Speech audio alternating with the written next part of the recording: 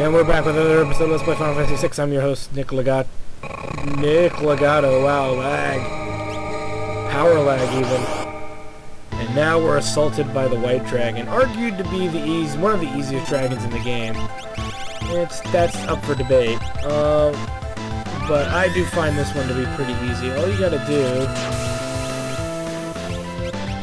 is throw a meat spell out there. And you just beat down on him. I mean, it's not entirely the hardest. It's not really the hardest battle, but not necessarily the easiest. As you can see now that this dragon has been muted, we can just bust it, kick the shit out of it with whatever spells we want. So let's do that, shall we?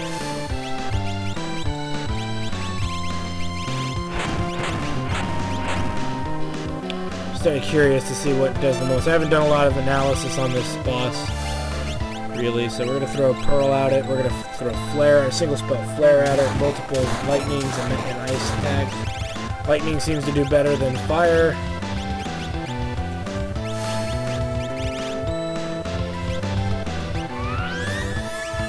So I want to hit it with something here. Oh, damn it, that's right, that was kind of a waste, wasn't it? See how Flare does. Now, remember, all these magic characters, obviously all these characters have different strengths of magic, but my head is calculating the options here. Who cast Pearl? Oh, no, I was going to say, who cast Pearl again? I already screwed that up once. Not like me to screw it twice. So far, Bolt seems to be the winner here. This Ice 3 is stronger.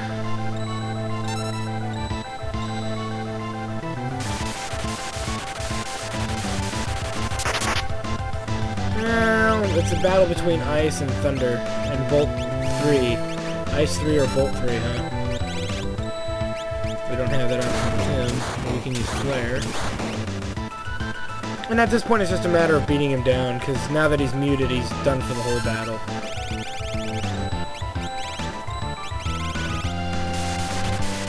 We'll try a Flare with our strongest magic and see what results we get.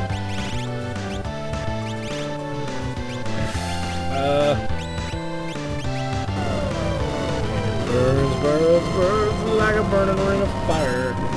She went down, down, down, and the flames went higher.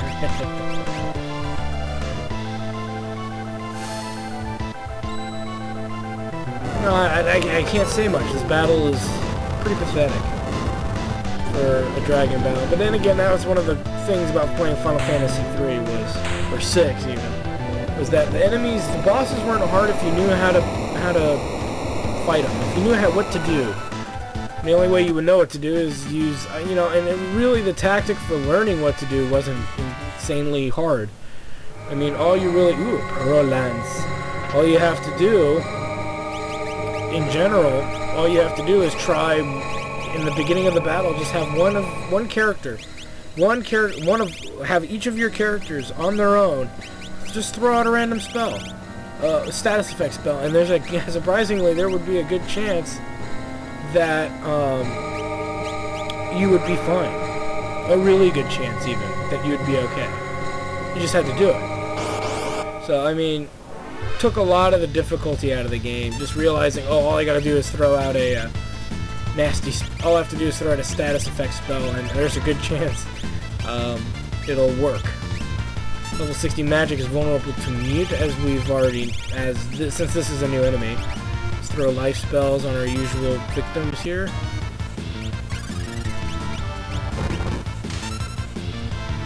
And we'll fling a break spell off here. Where is it? There it is. With a 50% chance of hitting the right target. I don't think it works on level 60 magic, to my knowledge. Take that, Infidel! No, went to the wrong guy. Well, let's try it again, shall we? Shocking. These battles, they're not as, because we have the wall rings, they're really not as tough as they should have been, I think. We'll have her use Osmosis instead. Osmosis instead. Maybe have him use it too. And yeah, we'll just have everybody use it until he's out of MP. Because we're short on magic right now, all around. This is the other thing too, we can recover. This is a great time to recover this kind of power. Give me your magic! And since he's muted, he's pretty much harmless.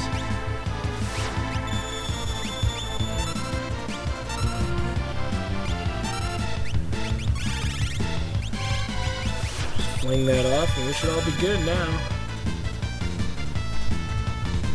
Yeah, and look at how many turns he's had in a row right there, so... Battle should be over now, unless he absorbs fire. No? Wow. You guys have got a lot of magic on here, a lot of health.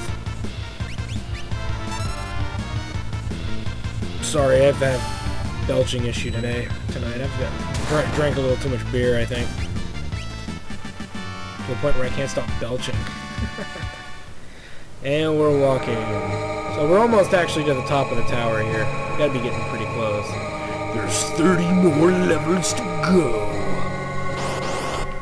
And we continue. I think this is either the second to last floor or the last floor here until we get to the very pinnacle or zenith of this tower. More like zenith of a mountain, but whatever the hell you want to call it. Yeah, I think there's one more set of stairs after this. Battle! And we got another forced armor for our inventory. Which is good. Keep going. Move. Damn it, another new enemy. This just doesn't end. Well, for the most part, level 80 magic's similar to like level 70 magic. They're not too threatening. That one uses a lot of heal spells and stuff. As you can see. Not very impressive. Oh, I yawned that one out. Whew. That didn't work well. We can try... I don't remember how to beat this one. I need for a break. We need to mute. That one there. See how this goes. Probably gonna end badly. Nope. Oh yeah, there it is. I knew it was something. I knew she had instant death, but the other... Oh, damn. Well, let's try this again then, shall we? Without the fail.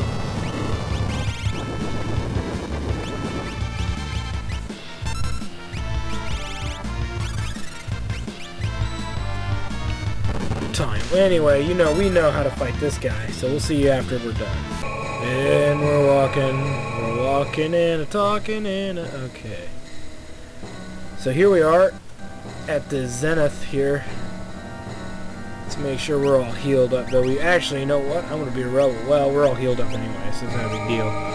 But we're pretty much good to go. We receive an item called the Gem Box. It's a pretty cool relic. Kinda. It lets you cast spells twice. Kind of like the Offering, except a little different. Turns magic into X magic, but it makes the Esper unusable, so keep that in mind. And that battle was easy. Realm learned Ultima from the Paladin Shield already. Was it 100 battles just to get up here? Wow. Well, the magic points really helped. Fighting enemies for 10 magic points, that does help. What is this noise? Like the Phantom Train. They've surrounded us! Fuck you, I ain't returning shit, bitches. Get out my way. I got Ultima now. Let's go.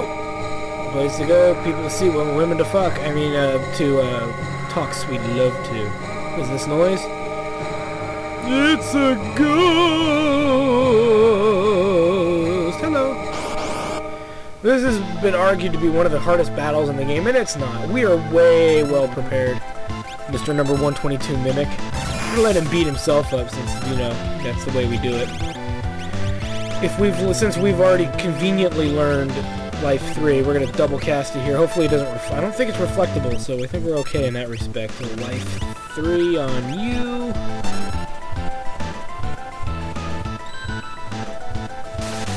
And pretty much we're just going to let Magi Master beat himself up. It's really all we had planned. Should pierce, yeah. Okay. Nobody else has it, so we're good on that remark. Good in that area. So now 3 of 4 characters have the spell on them.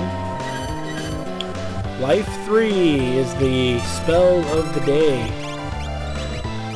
Life 3 there, and oh, I don't know. Well, we could hit him with Ultima, but we're not going to do that. You don't want to hit or attack him in any way, really. So we're not going to. So, fortunately, you can't just get her to use the one spell, so we'll just have Locke do it. Since this battle's actually going to end very abruptly here. See, the catch is whenever you defeat Magi Master, who's apparently, according to the Japanese version, the strongest mage of all time, he, as soon as you kill him or his HP is depleted, he will cast Ultima on the party. Now the idea is you have to survive the Ultima attack, which does around up in the 7,000 to 5 to 7,000 HP. You'll see how much damage it is. This is with probably an overgeared team, a team that was fortunate enough to get as much gear as they did. So you'll get to see some of that. Well, you'll see a sample of the strongest spell in the game as soon as he's, hurt enough. But if you attack him, he'll hit you with a skill called Wall Change, which will make you lose your wall status and will mess up your whole strategy. So why bother, as I take off my sweater, why bother, doing it? He's just going to kill himself at this rate. Oh yeah, aren't you a genius that the regular enemies, in a sense, are more challenging than he is. Because at least they actually never reflected off themselves, which was kind of peculiar. So he's slowly ending his own life, and look at how fast he goes too. No joke, he is one tough cookie if you don't have wall rings, or willing to cast wall on all your characters and keep it up as long as you can. Wow. That is a cavalcade of failure right there. He's the smartest guy on my block! And obviously, Doom reflects, but he's got instant death protection, so that's not going to work. He's going to poison himself multiple times. His magic attack statistic is like really high. It's up there, like if you were to compare it to Terra, it's probably up in the 50s, which is high for a standard enemy, so. Wow, look at that. He's just slowly whittling himself into oblivion. I'm probably going to pause the video here until we get to the end of his battle. Just kind of... Oh, here we go. Alright. And this is going to instantly give almost any party, unless you're like up in the level like 53 or something. You have to be way up there in level to survive that attack. But thanks to the power of Life 3, we have become victorious. So bringing Locke along is kind of a requirement to, make this, to survive this onslaught. As you see, we just did. And we got a Mega Elixir for our trouble. Yay!